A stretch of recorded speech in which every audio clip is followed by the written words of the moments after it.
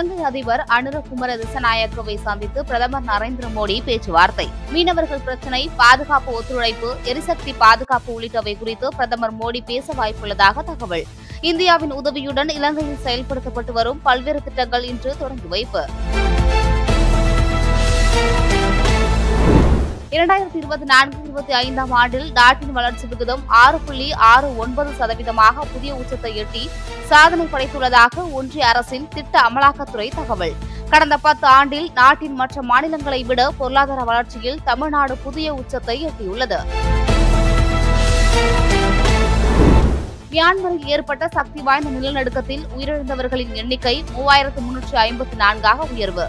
நிலநடுக்கம் காரணமாக இடிந்து விழுந்த கட்டட இடிபாடுகளில் சிக்கி 4850 பேர் படுகாயம்.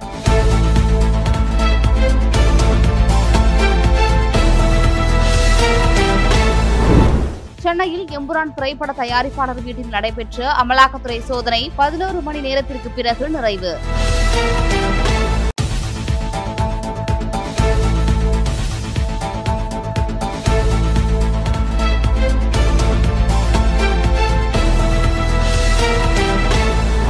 நாடாளுமன்ற பட்ஜெட் கூட்டத்தொடரின் 2வது அமர்வு நிறைவடைந்த நிலையில் இரு அவைகளும் தேதி குறிப்பிடாமல் ஒத்திவைப்பு. மாநிலங்களவையும் தேதி குறிப்பிடாமல் ஒத்திவைக்கப்படுவதாக அறிவிப்பு.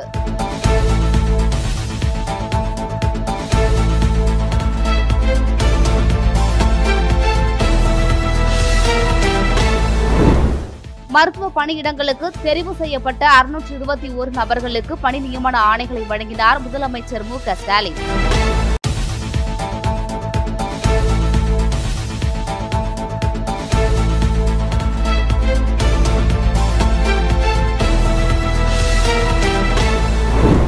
சென்னை மண்டல உணவு பாதுகாப்புத்துறை நியமன அலுவலர் சதீஷ்குமார் பணியிடை மாற்றம். தர்பூசணி குறித்து வீடியோ வெளியிட்டதில் விவசாயிகள் கடும் எதிர்ப்பு தெரிவித்ததால் நடவடிக்கை.